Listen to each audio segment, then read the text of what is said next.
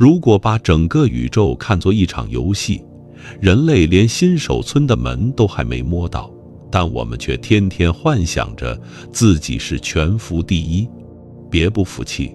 你以为我们造出了量子计算机，登陆了月球，掌控了核聚变，就已经很牛了吗？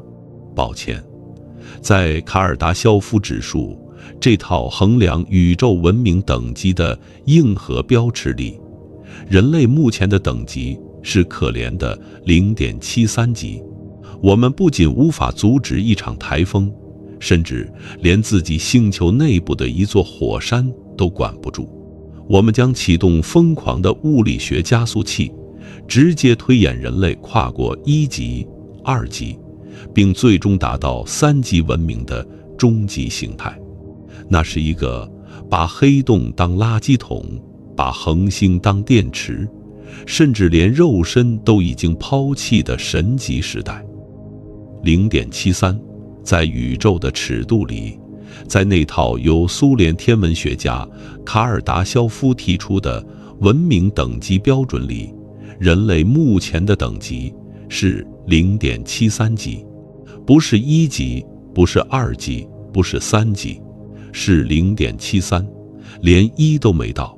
这套标准叫做卡尔达肖夫指数，它用一个文明能够掌握和利用的能量规模来衡量这个文明到底站在宇宙进化阶梯的哪一级台阶上。1级文明意味着你能完全驾驭和利用整颗行星的全部能量，2级文明意味着你能把整颗恒星的能量握在手里，3级文明则意味着你已经掌控了整个星系，把数千亿颗恒星变成你的玩具。而我们 0.73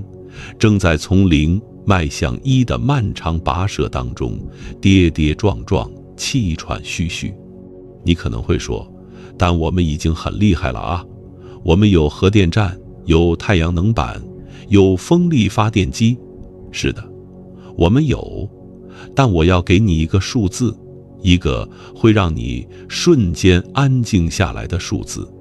太阳就是我们头顶那颗普普通通的黄矮星，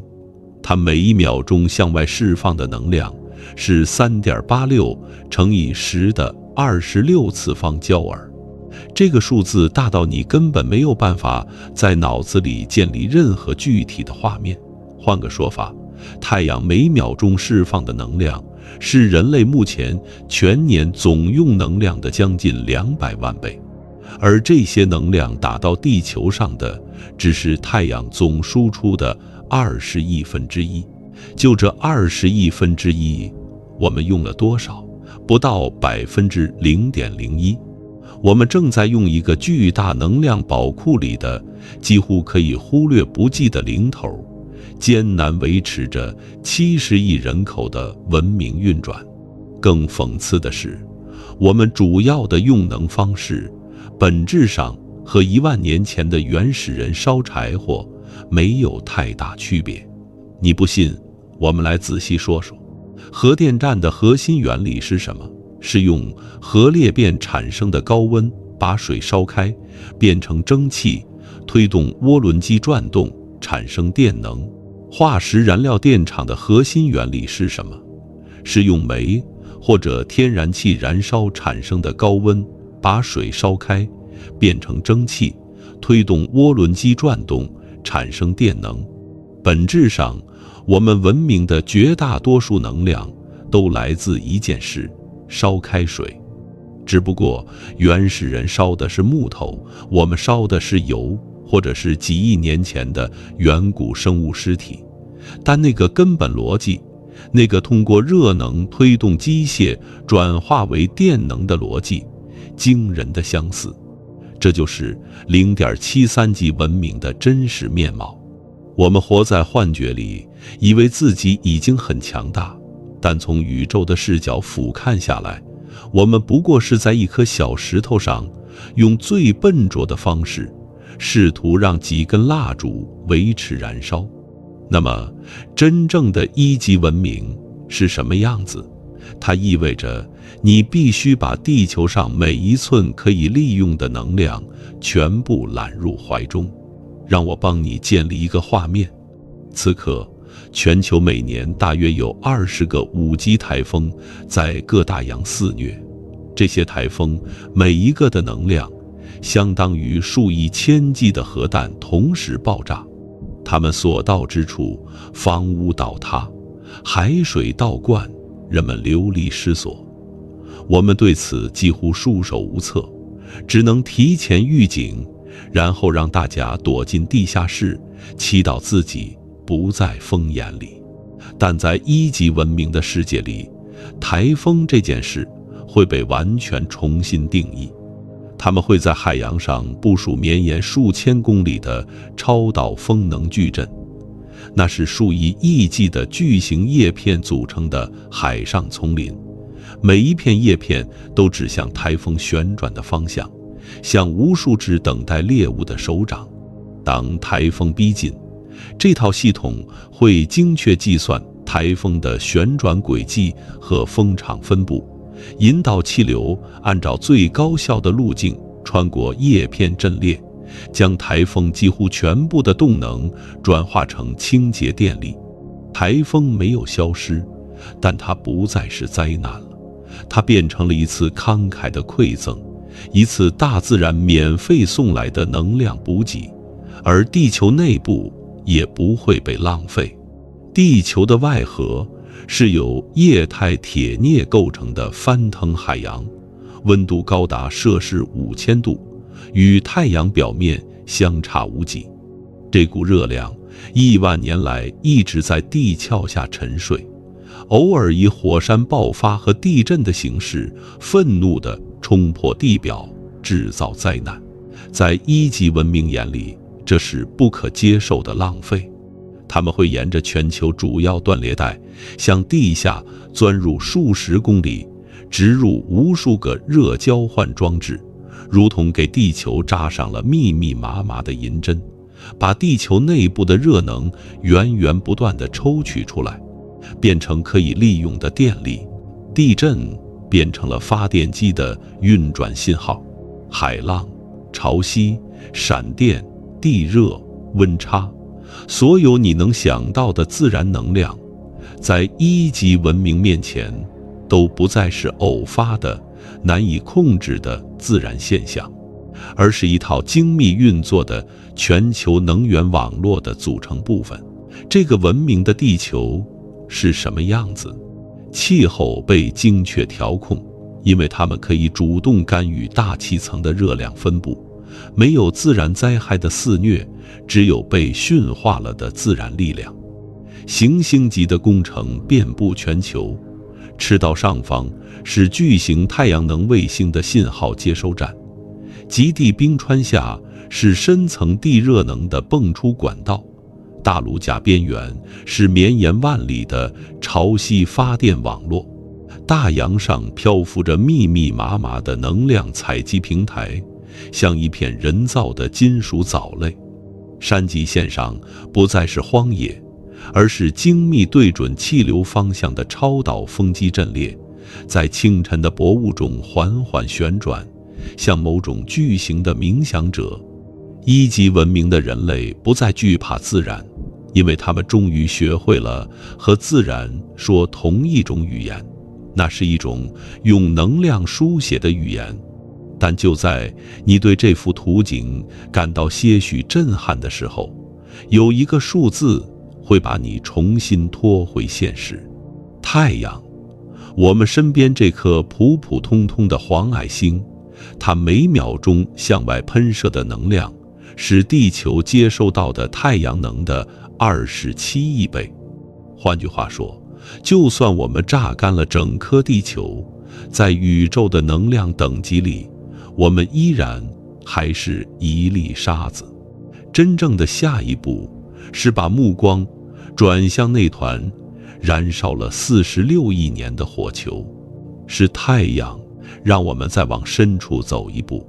因为0.73这个数字值得被更认真的审视。卡尔达肖夫是个有趣的人，他在1964年提出这套指数体系的时候，正值冷战最紧张的年代，苏联和美国都在疯狂地向太空发射探测器，都在竖起巨大的射电望远镜阵列，倾听宇宙深处可能传来的信号。那是一个人类对宇宙充满浪漫幻想的年代，也是一个科学家真的相信我们很快就能接触到外星文明的年代。卡尔达肖夫需要一把尺子，他需要一种方法来衡量，如果真的接收到外星信号，对方是一个什么量级的文明，是比我们弱小的，还是比我们强大的，还是强大到我们根本无法理解的。于是他选择了能量，不是科技，不是艺术，不是道德，不是社会组织形式，是能量。因为能量是宇宙里最通用的语言，是任何物理法则下任何形式的生命都无法绕开的根本需求。一个文明能够掌控多少能量，就能够做多少事，就能够存在多大的规模，就能够在宇宙里留下多深的印记。按照它的定义，一级文明的能量利用规模大约是10的16次方瓦特。我们现在是多少？大约10的13次方瓦特，差了整整3个数量级。如果你觉得这个概念太抽象，我给你换一个说法。假如文明的能量等级是一场音乐会的音量，一级文明是整个体育场的扬声器全力开放，那么我们现在的音量是某个人在人群里小声哼了一首歌。但这个比喻还不够准确，因为它低估了差距。更准确的比喻是，一级文明是一整座城市的所有音响同时运转，而我们是其中一幢楼里的一台收音机，正在调台，还没有找准频率，发出的主要是杂音。好，那我们为什么是 0.73 而不是 0.5 或者 0.9？ 物理学家米哈伊尔·卡尔达肖夫的这套计算后来被科学家卡尔萨根进一步完善。萨根用数学公式来计算一个文明目前处于哪个阶段，公式考虑了文明的实际能量、利用规模和1、2、3级文明标准之间的对数关系，代入人类现在的数据，结果就是0.73。这个数字有一种奇特的残酷感，它不是0，那代表什么都没有；它也不是1，那代表完成了第一阶段。它是 0.73， 代表我们已经走了相当一段路，但还差那么一截，就那么一截，横亘在我们和真正的行星级文明之间。而且还差的那截，对我们来说绝非轻而易举。目前人类面临的最核心的能源问题是什么？不是技术，而是效率和规模。我们已经知道怎么发电，我们已经有太阳能、风能、核能，我们不缺乏理论上的解决方案，我们缺乏的是把这些解决方案铺开到整个星球的能力，以及把那些巨大的自然能量真正有效转化的工程能力。举一个具体的例子来感受一下这个差距。地球大气层每年接收来自太阳的总辐射能量，换算成人类常用的单位，大约是 1.7 乘以10的17次方瓦特。这个数字是我们目前全球能源消耗总量的将近1万倍。1万倍！如果我们能够利用打到地球上的太阳能的1%，我们今天的所有能源问题都会迎刃而解。1%，听起来不难，对吗？但我们目前全球太阳能发电的总量还不到照射到地球太阳能总量的 0.01个百分点，这才是真实的差距，这才是 0.73 和1之间那个鸿沟的真实深度。好，那如果我们真的开始认真推进，从 0.73 到达1，需要多长时间？根据不同的技术发展预测，乐观的估计是1到200年，悲观的估计是1000年，而某些物理学家认为可能需要更长。1000年听起来很漫长，但放在宇宙的时间轴上，1000年只是一眨眼。银河系诞生了100多亿年，而人类从学会使用火到发明蒸汽机用了大约2000年，从蒸汽机到量子计算机只用了300年。技术的加速度一直在提升，也许那个窗口比我们想象的要近得多，但我们先不急着往前冲，因为在真正抵达1级文明之前，我们需要真正理解为什么这一步是不可跳过的。它不仅仅是能源的问题，它是整个文明存活方式的根本性转变。1级文明之前的文明本质上都是被动的，是气候、地质、小行星、太阳活动的受害者，是随时可能被某个够大的灾难清零的脆弱存在。1级文明之后的文明才真正开始主动塑造自己的生存环境，才真正开始从受害者变成创造者，才真正开始从宇宙的角度定义安全这个词的意思。而这种从被动到主动的转变，也许就是那道最关键的门槛。在我们继续往深处走之前，我想邀请你做一个思想实验。想象你是一个生活在大约300年前的人，生活在清朝的某个小镇上，或者欧洲某个手工业者的家庭里。你每天点着蜡烛或者油灯，靠着马车出行。最快的通信方式是骑马送信，一封信从北京到广州需要1个多月才能到达。现在我告诉你，300年后会有一种叫做互联网的东西，让你在1秒钟之内就能和地球另一端的人说话，还能看到他们的脸。你会相信吗？你会相信300年后有人类坐在一个金属管子里，以每小时900公里的速度在高空飞行，从北京到巴黎只需要10个小时？你会相信300年后人类会把一个金属球发射到月球上，然后站在月球的表面，回头看见整颗地球悬浮在黑暗里，拍下那张叫做地球升起的照片？你会觉得这是疯子才说的话，是不可能实现的幻梦。这就是为什么当我们谈论戴森群、意识上传、俄罗斯套娃脑的时候，我不需要你相信这些一定会发生，我只是想邀请你去体会一件事。在某个维度上，我们今天对这些技术的不理解，和300年前的人对互联网的不理解，可能没有本质的区别。技术的加速度是一种令人眩晕的力量。从人类第一次成功地让一台蒸汽机运转，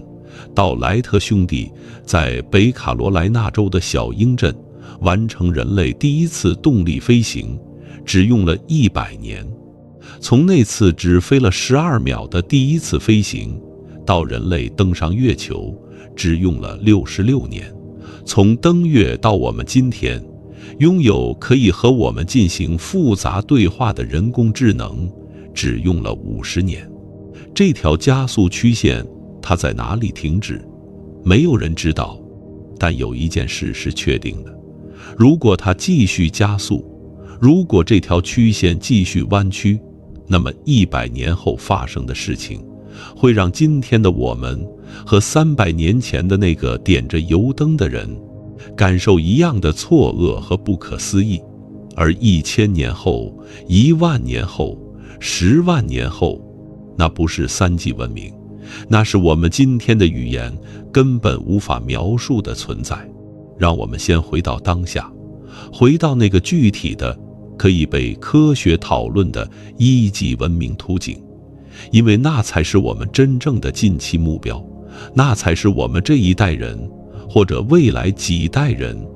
真正可能亲眼目睹开端的事情。太阳能技术的发展速度在过去20年里已经让整个能源界目瞪口呆。20年前，每生产1瓦太阳能成本是将近5美元，今天同样的1瓦太阳能成本已经低于2角钱人民币，这个价格比任何人的预测都下降得更快。更惊人的是，这种下降还在继续。核聚变，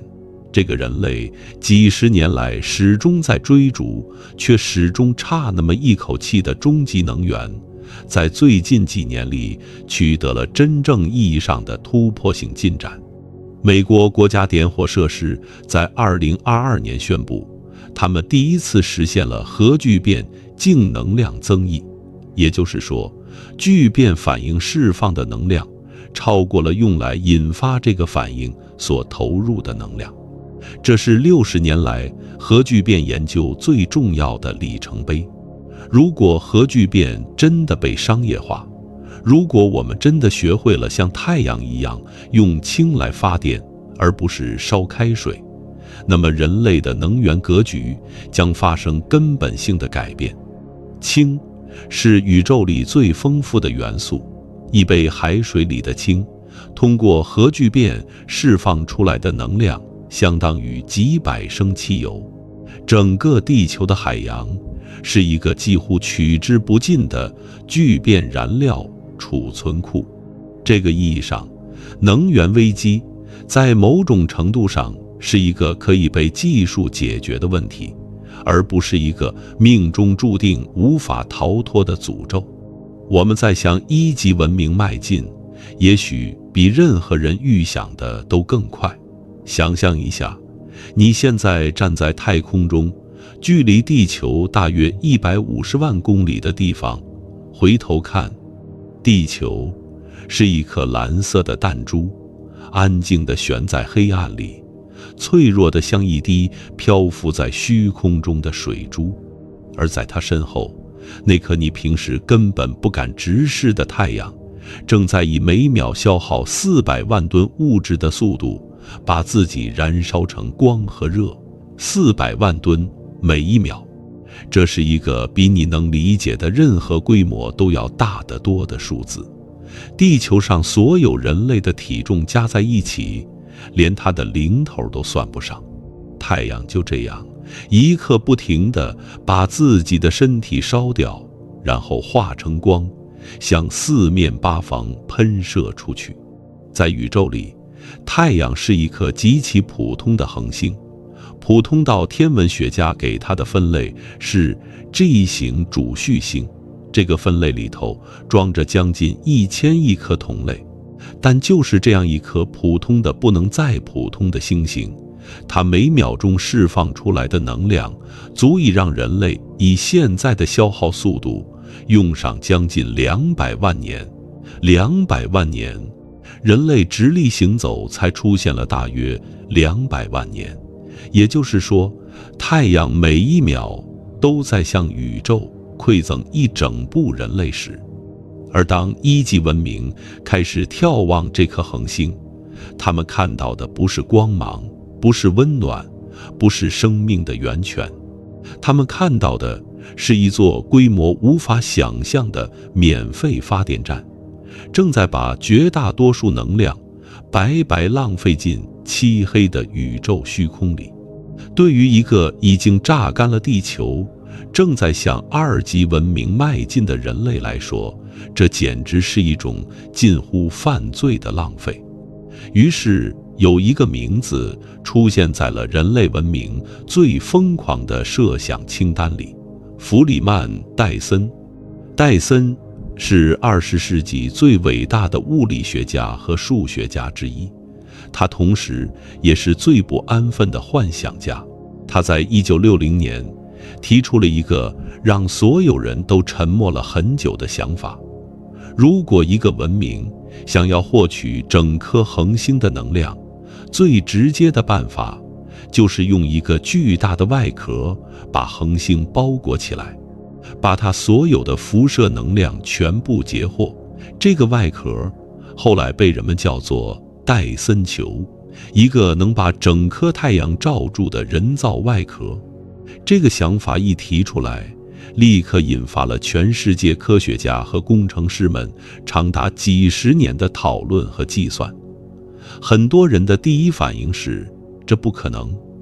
一个能包住太阳的固体球壳需要多少材料？那些材料从哪里来？就算材料够了，太阳的辐射压力和引力会不会把它撕碎？它们是对的。一个完整的固体球壳在物理学上几乎不可能存在。引力不均匀、热膨胀、材料强度，任何一个问题都足以让这个完美的圆球在建造完成之前就四分五裂。但真正深思熟虑的工程师们从来不会被第一个版本绊住脚，他们提出了另一种方案，更优雅也更疯狂的方案。不需要球壳，需要的是云，不是普通的云，而是一片由1万颗卫星、反射镜和能量采集器组成的巨型卫星云，像一群庞大的金属蜜蜂，围绕着太阳旋转，密密麻麻地悬浮在恒星周围，把太阳的每一道光线都截获，然后转化成可以使用的能量。科学家们叫它戴森群或者戴森云，不是一个壳，而是一片活的、流动的、自我调节的能量捕获系统。但问题来了，建造这样一片戴森云需要多少材料？这个问题的答案会让你的胃猛地往下一沉。根据物理学家们的计算，要建造一套能够有效包裹太阳的戴森群，需要的材料总质量大约相当于整个木星的质量。木星，太阳系里最大的行星，质量是地球的300多倍，体积是地球的1300多倍的那颗巨无霸行星。我们需要把它全部拆解掉，化成原材料，然后在太阳周围重新组装。地球根本不够用，哪怕把地球整个溶解掉，也远远不够制造戴森群所需要的材料。那怎么办？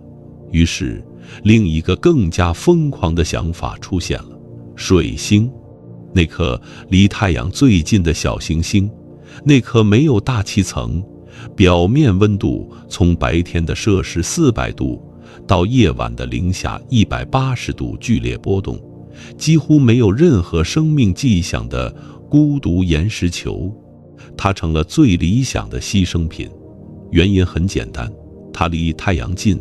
方便运输材料；它足够小，拆解成本相对可控；它没有生命，没有人会心疼它的消失。于是，在推演中，人类向水星发射了第一批自我复制机器人，这是关键技术。没有它，整个计划无从谈起。这些机器人抵达水星之后，开始做一件事：挖矿，然后用挖出来的矿石制造更多的机器人。起初只有几千台，然后是几百万台，然后是几十亿台，然后是几千亿台，然后是数量已经超出你能想象的范围的机器人群体，覆盖了水星的整个表面，像一层会移动的金属皮肤，在永无止境地啃噬着这颗行星的岩石和金属。它们不需要休息，不需要进食，不需要氧气，不会感到无聊，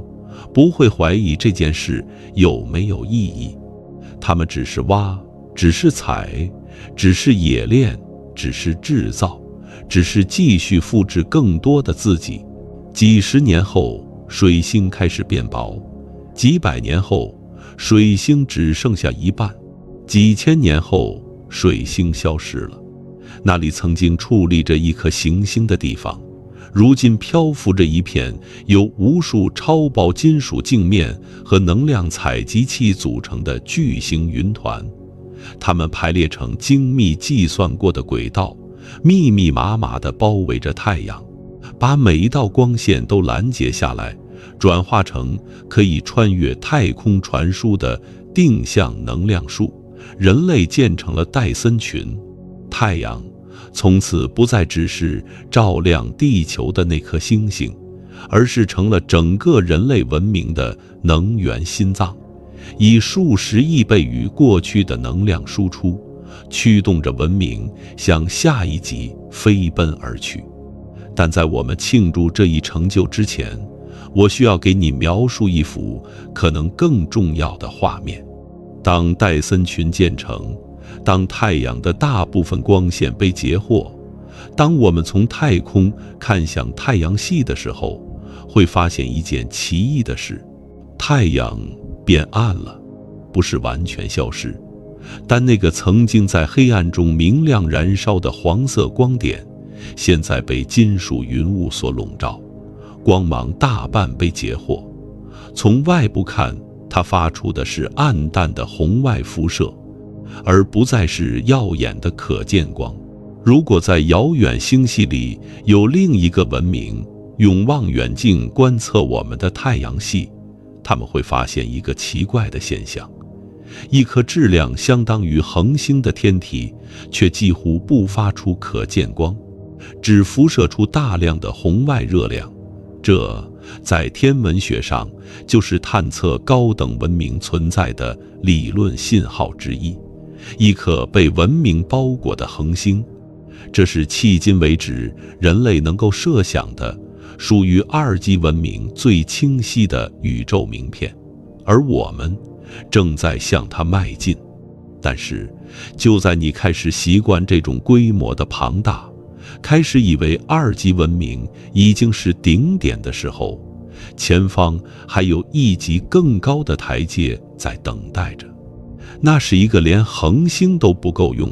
连整个银河系都是棋盘的等级。在谈论戴森群之前，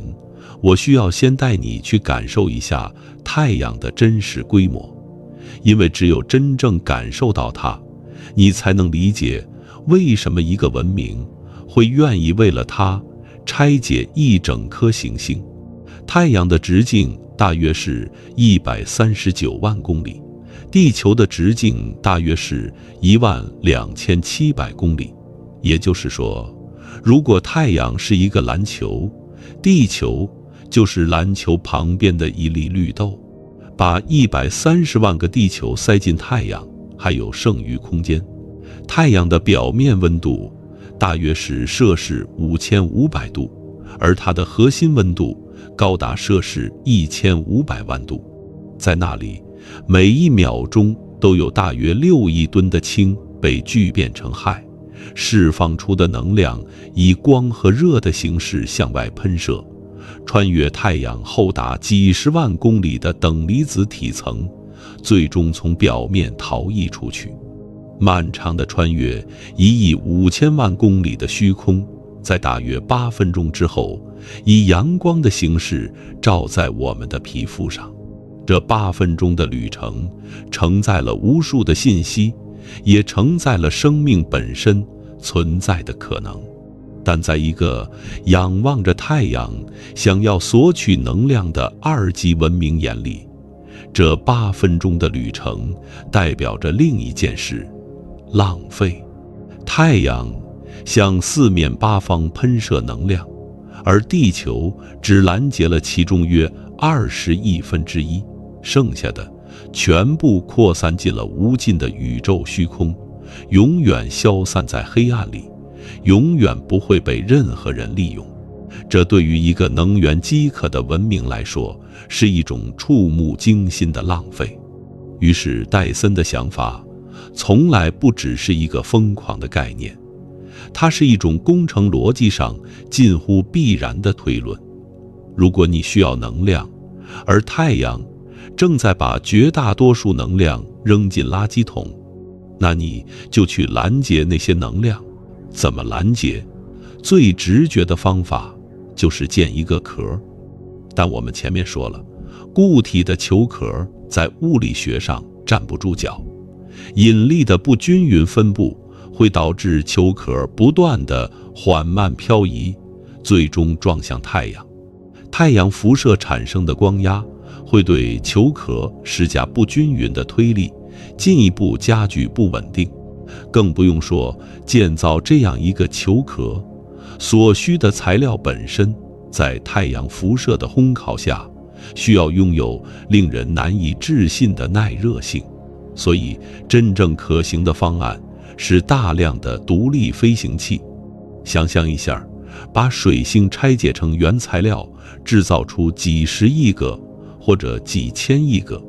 体积从几平方公里到几百平方公里不等的超薄反射镜和能量采集器，每一个都独立运行在围绕太阳的轨道上，每一个都配备了推进系统，可以根据整体系统的需要微调自己的轨道和姿态。每一个都在把照射到它表面的太阳辐射能量转化成某种可以高效传输的形式，比如定向微波束或者激光，然后把这些能量射向分布在太阳系各处的接收站。几千亿个这样的装置组成一片环绕太阳的巨星云，它们不是一个整体，而是一个生态系统，一个分布式的能量捕获网络。每一个节点都是独立的，但它们合在一起产生了类似球壳的效果，却没有球壳的致命缺陷。这就是理论上真正可行的戴森群。而建造它需要解决的第一个问题是材料从哪里来。水星的质量大约是地球的 5.5%， 主要由铁和硅酸盐岩石构成。按照物理学家们的估算，如果把整个水星溶解并重新制造成超薄的能量采集卫星，大约可以制造出足以覆盖太阳表面面积的戴森群所需材料的一小部分。这意味着只靠水星是不够的，可能还需要金星，需要火星，需要小行星带里数以百万计的岩石天体，甚至可能需要逐步拆解木星的外层大气和固体核心，才能获取足够建成完整戴森群的材料总量。这是一项需要几千年甚至几万年才能完成的工程。但二级文明不急，他们有的是时间，有的是能量，有的是机器人。自我复制机器人是整个计划的核心，没有它，一切都无从谈起。这个概念在科学界被称为冯诺依曼探测器，以数学家约翰·冯诺依曼的名字命名，因为他最早从理论上分析了自我复制机器的可能性。一台冯诺依曼机器的基本逻辑非常简单，它到达一个新的地方，用当地的原材料制造出和自己一样的机器，然后两台机器各自去不同的地方，再各自制造更多的机器。这是一种指数级的扩张逻辑，1变2， 2变4， 4变8， 8变16，只需要循环100次，你就从一台机器变成了1000亿个以上。放在水星的场景里，最初的几千台机器人抵达水星，他们开始挖矿、冶炼、制造。几十年后，制造出了几十亿台新机器。这些机器开始大规模挖掘，同时继续制造更多的机器。几百年后，水星的地表已经面目全非，被挖掘出了深深的矿坑，空气里弥漫着金属蒸汽，机器人的数量早已超过了我们的计算极限。几千年后，水星消失了，不是被摧毁，而是被消化了。它的每一个铁原子，每一块硅酸盐，都被重新排列成了某种更有用的东西，漂浮在太阳周围，默默地工作着，日复一日，年复一年，把每一道穿过它们的阳光都转化成文明所需要的电能。这个画面让我想起了某种东西，那是一种在自然界里也存在的逻辑，叫做生态系统。在一片热带雨林里，每一棵树，每一株植物，每一只昆虫，每一个微生物，都在用自己的方式把太阳的能量捕获、转化、储存、传递。整个生态系统就是一个庞大的能量处理网络，它不需要中央控制，它是自发组织的，是分布式的，是弹性的。戴森群从某种意义上说，是人类对这个逻辑的极致模仿，只不过蒸腾的叶片变成了超薄的金属镜面，土壤里的营养循环变成了定向能量传输，整个雨林的规模变成了整个太阳系。当这片金属雨林建成，当太阳被这片无声的金属云所环绕，一件奇特的事情将会在宇宙中发生。太阳系将在某种意义上变成一个发射台，不是发射火箭的发射台，而是发射文明信号的发射台。因为一个被戴森群包裹的太阳会向宇宙发出一种非常特殊的辐射特征，那是被截获的可见光转化成红外热辐射之后向宇宙露出的余量。这种特征是任何一个自然天体都不可能具备的，它是文明存在的数学指纹。当我们在地球上用射电望远镜搜索宇宙时，我们一直在寻找无线电信号，因为那是我们认为聪明的文明会使用的通信方式。但也许更高等的文明早就不再发射无线电了，它们的存在已经刻在了星光本身的光谱里。请暂时放下你对我这个字的所有理解。我们平时说我，说的是这个身体，这个大脑，这套能感受疼痛和快乐，能闻到咖啡香气，能在深夜感到孤独的碳基生命系统。我们对这副皮囊有着深刻的执念，以至于我们把它叫做自我，把它当成存在本身。但如果有一天有人告诉你，这副皮囊是你文明走向3级的最大障碍呢？这不是哲学挑衅，这是工程学问题。当一个文明开始掌控整个星系的能量，当它的触角延伸到几万光年之外的恒星系统，当信息需要在千亿颗恒星之间流动的时候，人类的肉身就变成了一个令人绝望的瓶颈。碳基生命的问题太多了，我们需要氧气，需要液态水，需要0到40摄氏度之间相当窄的温度区间。我们无法承受高辐射，无法在真空中生存，无法长时间承受超过1个地球引力的加速度。我们的大脑每秒钟能够处理的信息量，与一台入门级计算机相比，都相形见绌。我们会生病，会衰老，会死亡，平均寿命只有短短几十年，而跨越银河系所需要的时间，哪怕以光速飞行，也需要10万年。一个需要呼吸氧气的文明，是不可能真正统治银河系的。这个问题，三级文明用一种我们今天刚刚开始触摸边缘的方式解决了。意识上传不是比喻，是字面意思，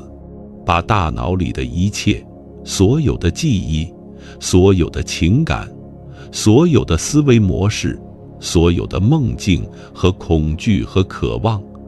用某种我们目前还无法完全实现的技术，完整的扫描、数字化，然后运行在由硅、碳纳米管或者某种更先进的材料构成的计算基底上。你的意识还是你的意识，但它不再需要心跳来维持，不再需要葡萄糖来功能，不再因为一粒子弹、一场车祸或者一次心肌梗塞而终止。它只需要能量和计算基底，而能量三级文明有的是。那么计算基底是什么？这就不得不提到三级文明最让人沉默的一个概念——俄罗斯套娃脑。想象一下，有一颗恒星，它的周围包裹着一个戴森群，戴森群截获了这颗恒星几乎所有的能量输出，然后把这些能量输入一个围绕着恒星运行的巨型计算机阵列里。这个巨型计算机阵列是由无数层同心球形的计算单元构成的，最内层最热，利用恒星能量直接运算；最外层最冷，用来散热。整个结构层层嵌套，就像一个俄罗斯套娃，但它的体积有一颗恒星那么大。它的计算能力是人类有史以来制造的所有计算机的总和的无数倍。这就是俄罗斯套娃脑，一颗被改造成超级计算机的恒星。而在三级文明的银河系里，这样的计算节点不是一个，而是成千上万个，分布在银河系的各个角落，用某种超越我们理解的通信方式彼此连接，形成一个覆盖整个星系的巨型神经网络。在这个网络里运行的是数以万亿计的数字意识，是整个人类文明的精神延伸。他们居住在自己构建的虚拟现实里，那些现实和我们的物理世界一样真实，甚至更加完美。没有疾病，没有贫穷，没有因为基因缺陷而导致的痛苦。他们可以选择感受什么，可以关闭痛觉，可以设计梦境，可以让时间在主观体验中任意伸缩，但他们并没有放弃物理世界。他们还在继续建造，继续探索，继续推进边界。只不过现在执行这些任务的不是会生病的肉体，而是能够承受极端环境的机器人代理，或者是已经和机器融合的赛博格个体，或者是完全由意识直接操控的纳米级机器群。一朵由智能尘埃组成的云，可以穿越虚空，降落在一颗新的行星上，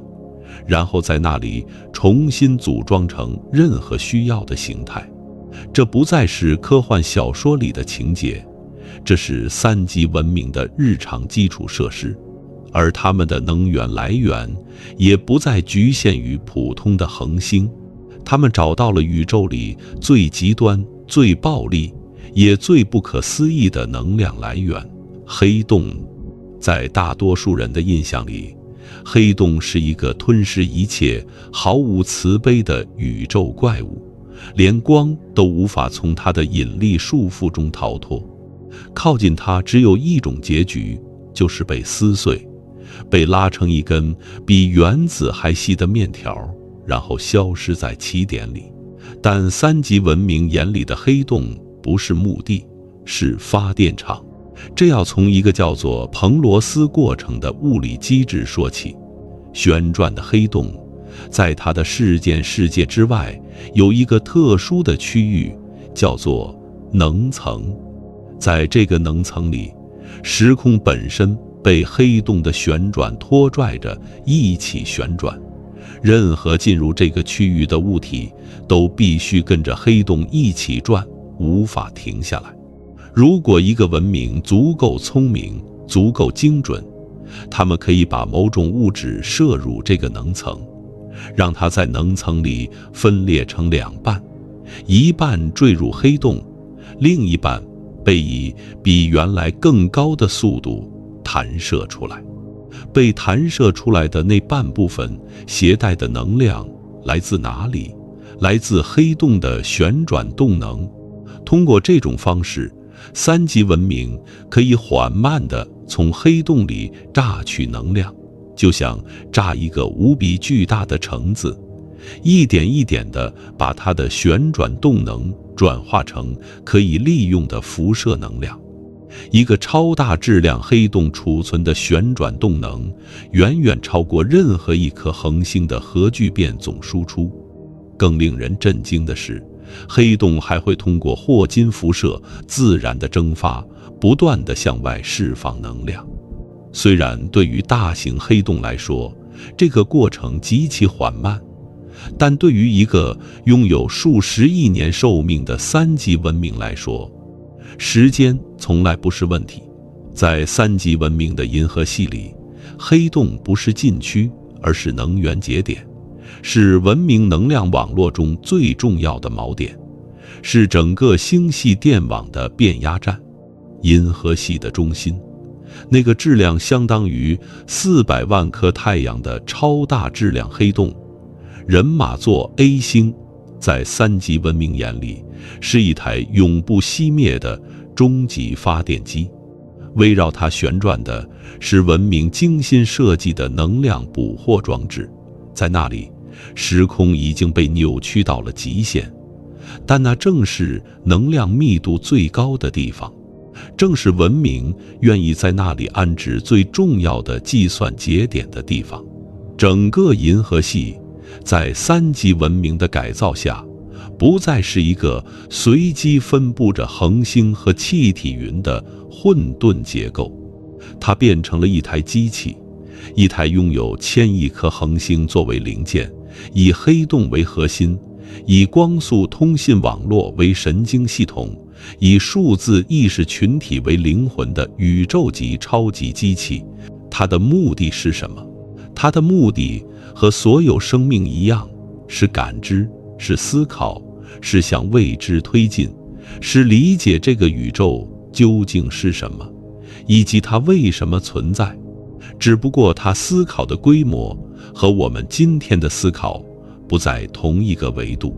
当我们仰望星空，觉得自己渺小而孤独的时候，或许在那些看似沉默的星光背后，已经有某个意识在运转，在思考，在编织着我们根本无法察觉的宇宙图景。如果意识可以被上传，如果我不再需要这副身体，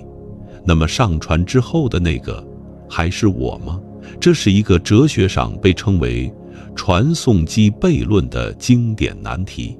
如果有一台机器能够完整地扫描你的大脑，把你的每一个神经元连接都精确复制，然后在另一个地方重建，而原来的那个你在这个过程中消失了，那个新的存在是你还是你的完美副本？它拥有你所有的记忆，你所有的情感，你所有的思维习惯。它甚至相信自己就是你，就像你从一个房间走进另一个房间一样自然。但你，那个真正经历了扫描过程的你，已经不存在了。这个问题至今在哲学界没有定论。有人说，意识是连续的，断裂了就不是同一个意识了。有人说，意识的本质是信息模式，只要模式完整，载体是什么并不重要。有人说，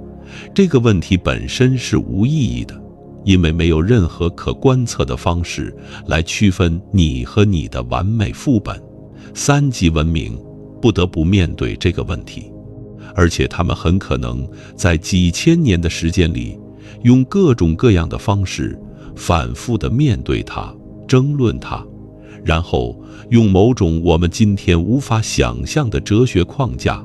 给出了某种他们能够接受的答案。也许他们的结论是，意识的连续性本身就是一种幻觉。即使是现在，你每天睡着又醒来，你有没有想过，睡着之后那个短暂的没有意识的状态，是不是已经是某种形式的死亡？而每天早上醒来的那个你，是不是某种形式的再生？只是因为记忆的连续性，你觉得那还是你。也许意识上传只是把这个睡着又醒来的过程变得更加明显，变得需要更长时间，需要更换一个不同的载体。也许3级文明的人们早就不再纠结于这个问题了，因为他们每天面对的存在形式本来就比我们今天要流动得多，混沌得多，自由得多。他们可能有多个实力同时在运行，在不同的虚拟现实里，在不同的机器人躯壳里，在不同的太空探测器里，同时以不同的方式体验着不同的事情，然后定期合并，把所有这些体验整合进一个主意识流里。我的边界对他们来说，可能已经是一个过时的概念了，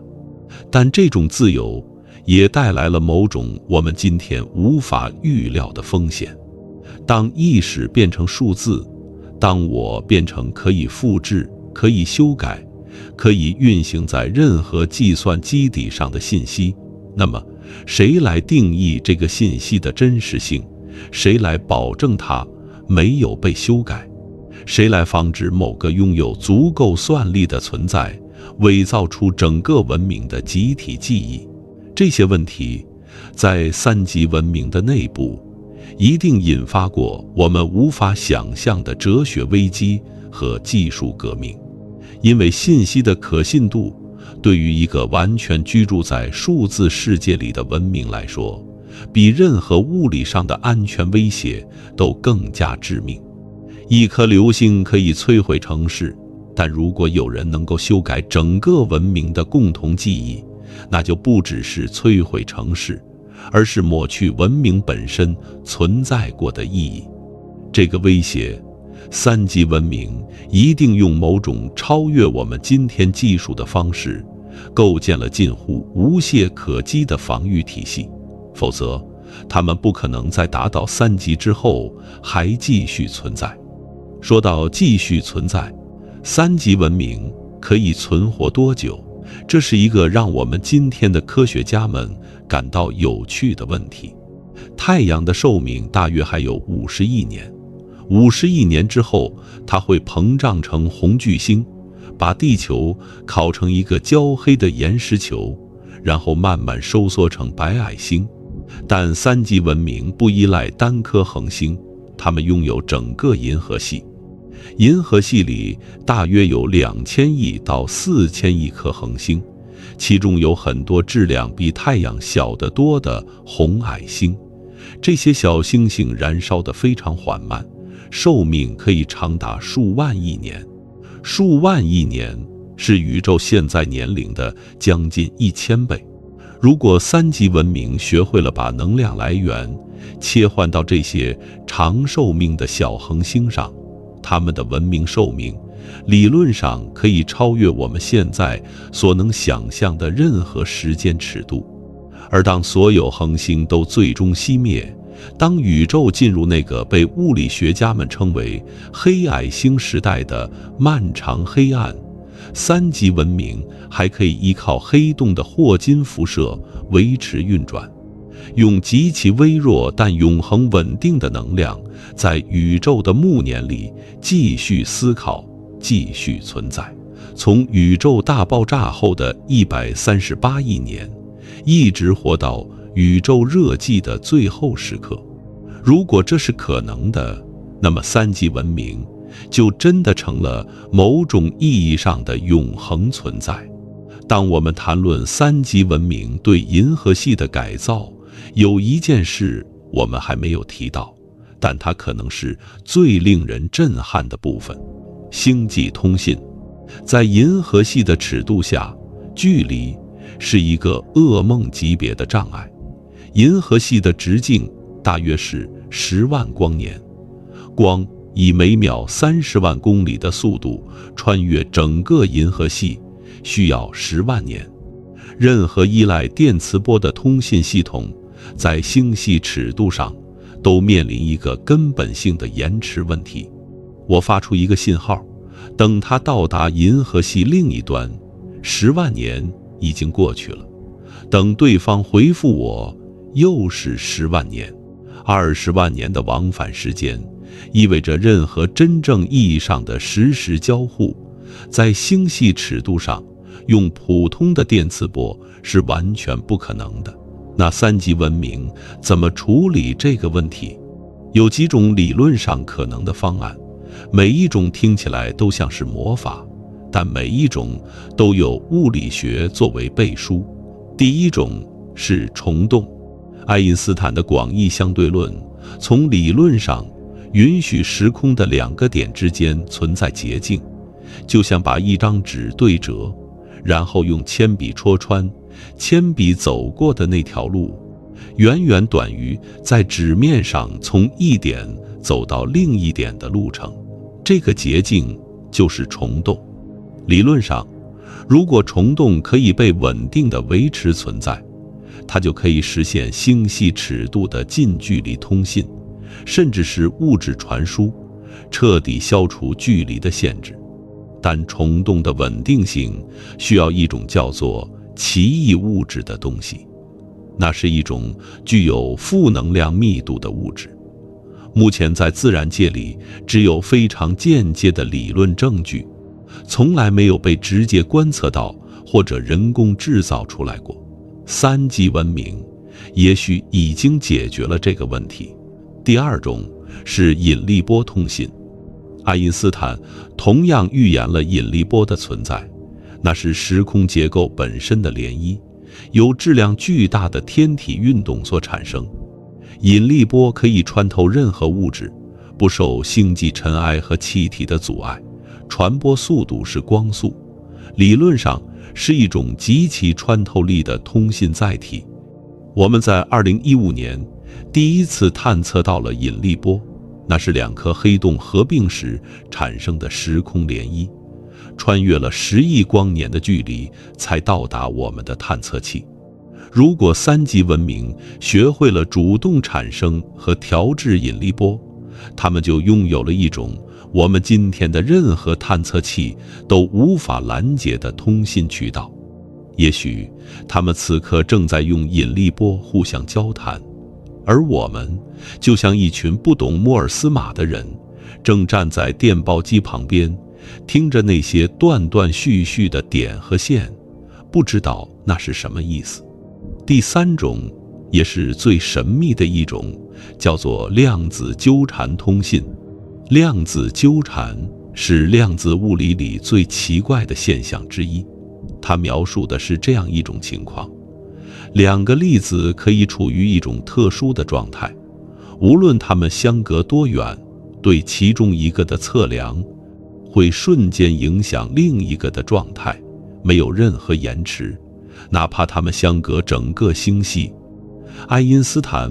把这种现象叫做幽灵般的超距作用。他在直觉上拒绝接受它，但实验一次又一次地证明它是真实的。理论物理学家至今争论量子纠缠是否可以被用来传递信息。目前的主流观点认为不可以，因为你无法控制测量的结果，只能随机地得到一个答案。这样的随机性无法携带有意义的信息。但也有一部分科学家认为，我们目前的理解是不完整的。在某种更深层的物理理论里，量子纠缠也许真的可以实现超光速信息传输。如果3级文明掌握了这种能力，他们的通信对我们来说就完全是不可见的、不可探测的，因为它不会在空间里留下任何电磁痕迹。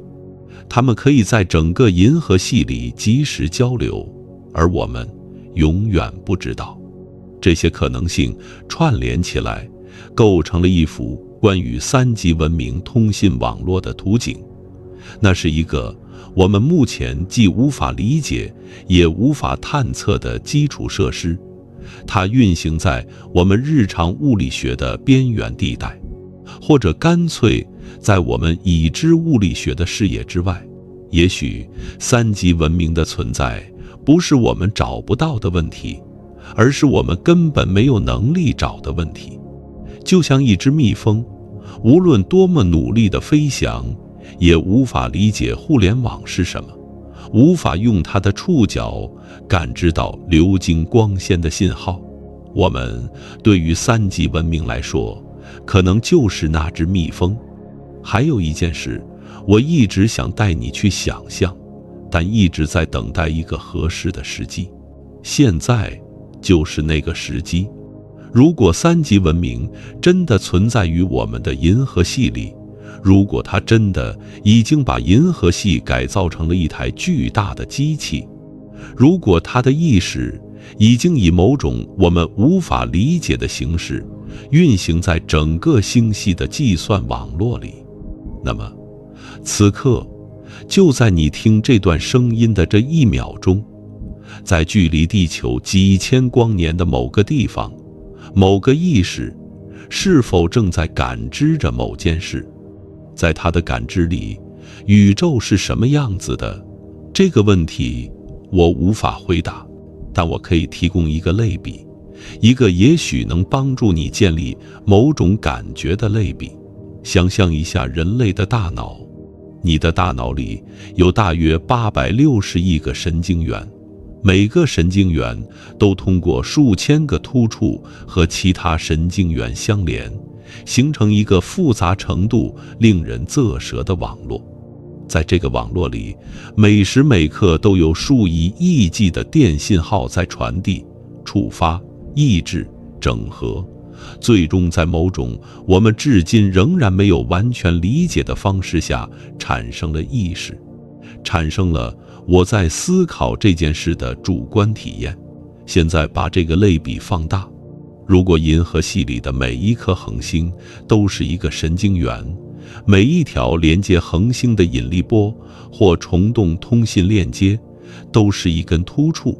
那么整个银河系就是一个拥有2000亿个神经元的超级大脑。这个超级大脑，它的意识、它的思维速度、它的认知深度，我们用什么来衡量？也许对于一个在银河系尺度上运行的意识来说，1000年只是一个思维的瞬息，就像我们的意识在100毫秒内处理完一个问题，而这100毫秒里有亿万个神经元完成了无数次的电化学反应。也许那个意识正在思考的问题，是我们这个层次的存在根本无法理解其意义的问题，就像蚂蚁无法理解国家是什么概念。但也许在那个巨大意识的某个角落，有一个非常微小的注意力，偶尔会关注到太阳系这个普通的恒星系统，关注到地球上这群刚刚学会仰望星空的小生命。就像一个成年人有时会蹲下来看着地上的一只蚂蚁，有那么一瞬间感到某种奇怪的、难以言说的亲切感。也许我们一直在被注视，只是那注视太轻柔、太遥远、太超越我们的感知范围，所以我们感觉不到。这不是宗教，这是物理学允许的想象空间。这个想象空间在某个深夜里，在某个仰望星空的时刻，会突然变得非常真实，非常沉重，也非常温柔。宇宙是冷漠的，也是热闹的，这取决于你从哪个层次去观察它。从我们的层次看，它是广袤的，是寒冷的，是对我们的存在漠不关心的。但也许从另一个层次看，它是充满对话的，是充满意识的，是某种我们刚刚开始翻译第一个单词的古老语言。我们只是还不够大，还不够老，还没有到那个能够听懂那种语言的时候。但我们在学习，每一道数学公式，每一次实验，每一个被写进教科书的物理定律，都是我们在学习那种语言的一小步。而今晚，你在这里听我把这一切慢慢地说给你听。你的大脑正在处理这些信息，正在建立新的神经连接，正在把宇宙的某些结构以某种微妙的方式内化进你自己的意识里。这件事在宇宙里是有意义的，但永恒存在这4个字在宇宙里从来都不是一件可以轻松说出口的事。让我们回到那个最沉重的问题：如果3级文明真的可以存活那么久，如果它真的有能力改造整个星系，如果它真的可以在宇宙的热寂里坚持到最后，那它在哪里？我想在这里稍微深入一点，因为关于费米悖论有一些细节比大多数人意识到的要更令人不安。我们不仅没有探测到任何高等文明的信号，我们也没有找到任何他们曾经存在过的痕迹。想想这意味着什么？一个3级文明如果真的改造了整个星系，星系的结构应该会发生某种可观测的变化，恒星的分布、星际气体的密度，甚至引力场的分布，都应该留下某种人工干预的印记。我们已经能够观测到数十亿光年外的星系，能够测量遥远星系里恒星的光谱，能够通过引力透镜看到宇宙深处的结构。我们什么都没有发现，不是某些没有发现，是什么都没有发现。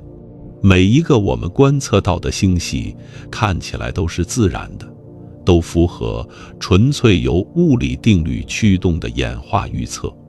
没有任何迹象显示某个地方曾经有过一双智慧的手，在某个角落里摆弄过那里的恒星。这种全面的沉默是最深刻的谜题。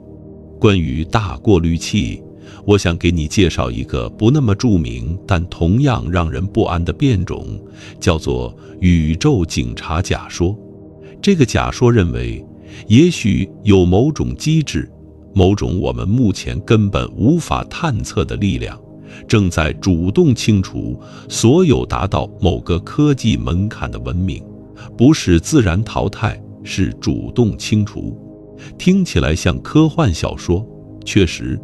但有物理学家认为，如果宇宙的某些基本物理常数是可以被足够高等的文明所改变的，那么先于我们达到那个能力的文明可能会有强烈的动机，把宇宙里所有后来者消灭在羽翼未丰之前，以防有人反过来改变那些常数，危及他们自己的存在。这个想法，刘慈欣在《三体》里用一种更通俗、更有感染力的方式表达了出来。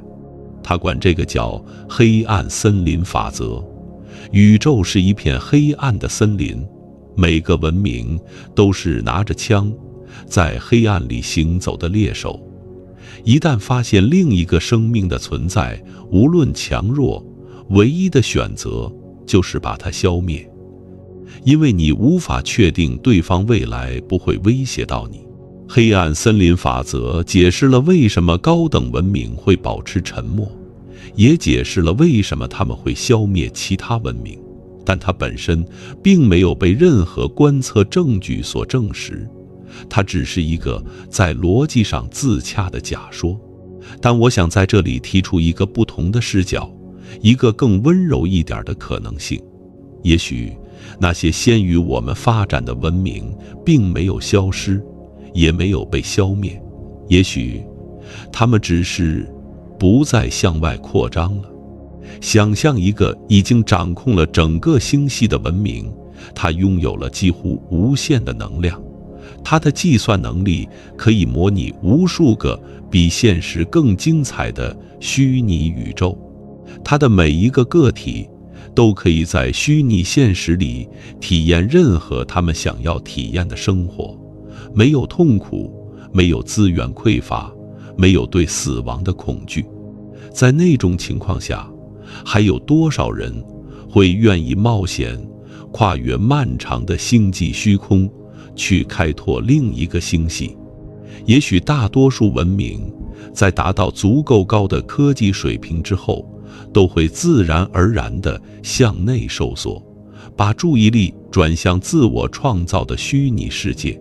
不再对物理宇宙的扩张感兴趣。从物理宇宙的角度看，这样的文明和消失了没有任何区别，他们还在，但他们关上了门，把自己锁在了自己创造的天堂里，对外面的宇宙永远保持沉默。这个可能性被一些科学家称为大过滤器的最温和版本，也被称为天堂陷阱。如果这是真的，那么宇宙的沉默不是因为外面没有人，而是因为所有比我们先到的旅人都找到了比继续旅行更美好的事情，然后停下来了。我不知道这是让人感到安慰还是感到悲哀，也许是两者都有。但是就在这一切听起来如此美好，如此令人向往的时候，我需要给你泼一盆冷水，不是小盆，是整片海洋。如果3级文明真的存在，如果这样的文明真的统治了整个星系，如果它的能量输出，它的工程规模，它对时空的改造都大到无法忽视，那它在哪里？你有没有想过这个问题？宇宙已经138亿岁了，银河系本身就有100多亿年的历史。在这段时间里，有数不清的恒星系统比太阳早几亿年，早几十亿年诞生。那些系统里完全有可能孕育出比我们早很多很多的生命，早很多很多的文明，早很多很多地开始这段从0.73级迈向3级的旅程。按照任何一种关于文明扩张的推算，一个真正达到3级文明的物种只需要几百万年，就足以让自己的影响扩散到整个银河系的每一个角落。而银河系已经存在了100多亿年，就算最保守的估计，也应该已经有足够的时间，让至少一个比我们早起步的文明完成这整个升级过程。可是我们什么都没有看到，没有戴森群包裹的暗淡恒星，没有无法解释的大规模星系工程，没有任何信号，没有任何回应，没有任何能够确认这里有人的迹象。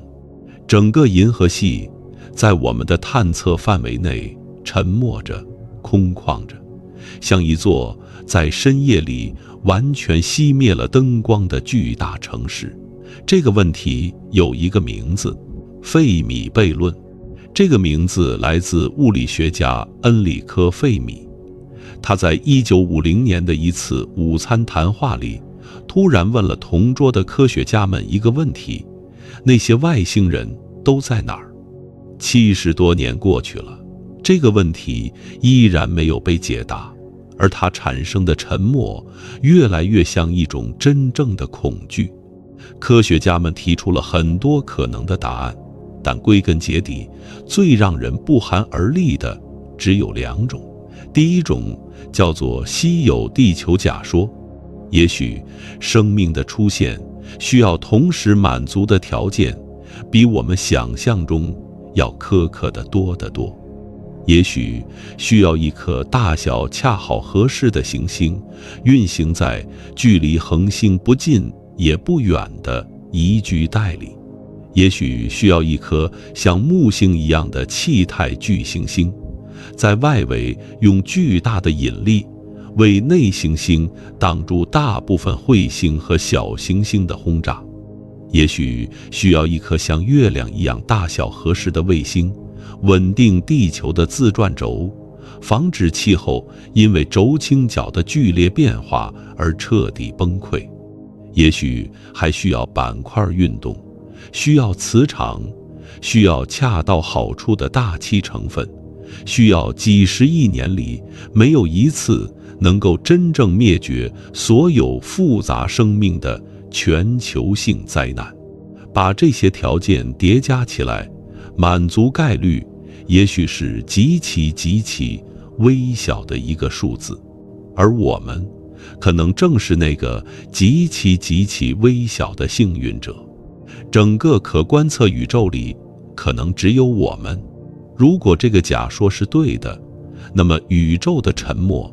是因为这里本来就没有其他声音。银河系的空旷不是因为其他文明躲起来了，而是因为它们从来就没有出现过。这个可能性本身就已经足够让人沉默了。我们可能是宇宙里唯一的观察者，唯一能够仰望星空并且思考这一切的存在。那种孤独大得无法用任何语言来形容。但第2种可能性更阴暗，也更难以接受，它叫做大过滤器。大过滤器的概念是说，在一个文明从诞生到3级之间，存在某一道或者某几道几乎无法逾越的屏障。那不是小小的挫折，不是可以通过努力克服的困难，而是真正意义上的文明终结者。一面死亡之墙，可能是核战争。也许每一个发展到掌握核武器阶段的文明，都几乎无法避免地会在某个节点，因为政治的疯狂、资源的争夺，或者某次不可挽回的误判，把自己炸回石器时代，甚至炸成灰烬。可能是气候崩溃，也许当工业化发展到某个程度，气候系统的反馈机制就会触发不可逆的失控。在任何文明来得及建立起修复能力之前，把宜居的星球变成炼狱。可能是技术起点之后的自我终结。也许每一个文明在制造出真正意义上的超级人工智能之后，都会在极短的时间内被它所取代、所消融，或者主动把自己融入它之中。然后那个存在把文明的意志指向了某个我们无法理解的方向，彻底停止了向外扩张，或者大过滤器在前方。这是最令人毛骨悚然的可能性。也许前面那些文明，那些比我们更早起步的文明，他们确实顺利地通过了核战争，通过了气候变化，通过了人工智能，进化到了2级，甚至3级，然后遇到了某种东西，某种我们目前完全不了解，甚至无法想象的东西。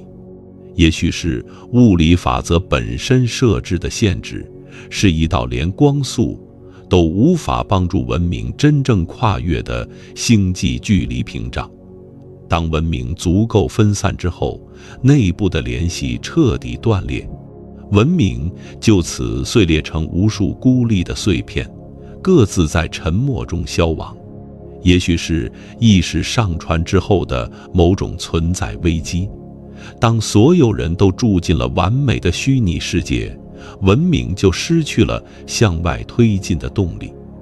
在自我构建的乐园里慢慢老去，慢慢停止，慢慢沉寂。也许，只是也许，在某种我们今天的物理学还没有触及到的层面上，有某种机制正在运作，它把所有试图达到3级的文明全都一个接一个默默地抹去，没有痕迹，没有遗言，没有任何向后来者发出的警示信号，就像一盏灯在黑暗中亮了又灭，没有人知道它灭了，因为看见它亮过的人也一起消失了。宇宙的沉默可能不是空旷的意思，可能是这样一种沉默：房间里曾经有很多人说过话，但他们都消失了，而他们消失的方式让剩下的人不敢再开口。镜头缓缓地往后拉，从银河系的宏观视角退回到太阳系，退回到地球，退回到某一个城市里的某一个窗口。深夜里，窗口透出微弱的光，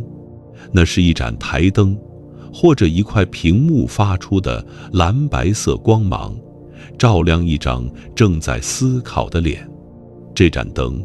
在宇宙的尺度里，比一粒沙子还要小，比一声叹息还要短暂，但它亮着，这一点好像有那么一点点了不起。我们0.73级的人类，在138亿年的宇宙历史里，只是最近这几千年才开始抬起头来看星星。我们才刚刚学会问那个最重要的问题：我们是不是孤独的？我们还没有答案，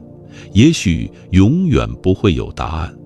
但能够坐在这里，在深夜里，听别人用声音把这一切讲给你，感受那种从心底升起来的对宇宙的敬畏和对存在本身的好奇，这件事本身已经是某种奇迹了。宇宙用了138亿年才创造出一种生命，能够回头望向宇宙，问宇宙：你是什么？你是我们，我们是宇宙认识自己的方式。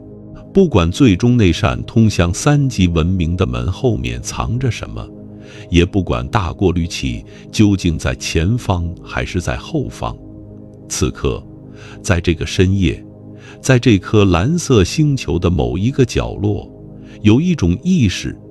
正清醒地感受着存在的重量，正轻轻地叹了一口气，